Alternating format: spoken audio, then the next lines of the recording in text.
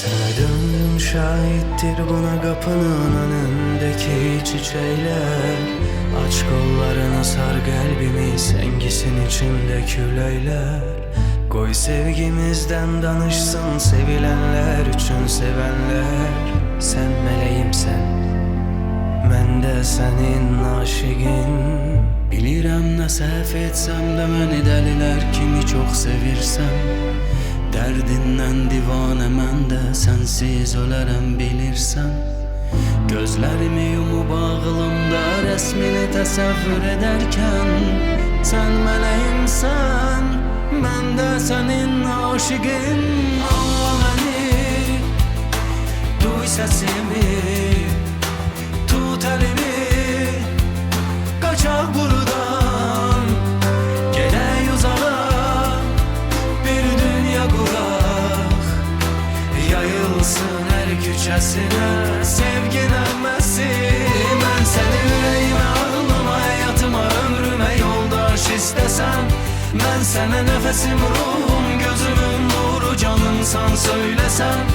Mən sənə dünyalardan özümdən də çox səni sevirəm desəm.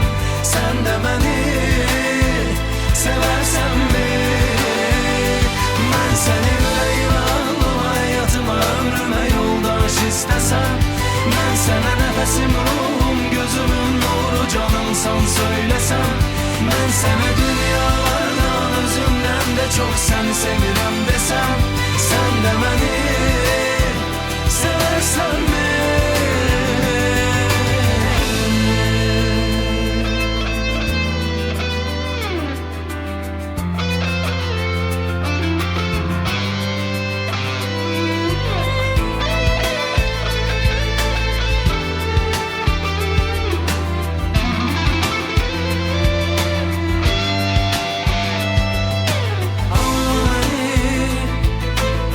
Sesimi, tut elimi, kaçak buradan, gedək uzağa, bir dünya quraq.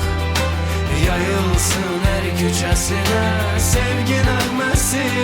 Mən səni ürəyimə, ağlıma, həyatıma, ömrümə yoldaş istəsəm. Mən sənə nəfəsim, ruhum, gözümün nuru, canımsan söylesem. Ben seni dünyalardan özümden de çok seni sevirem desem.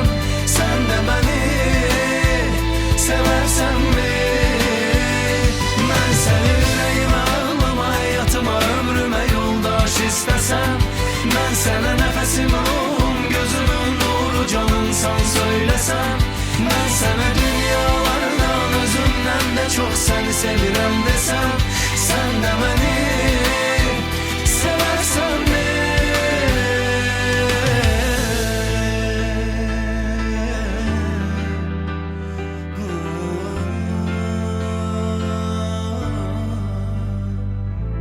Seversen mi?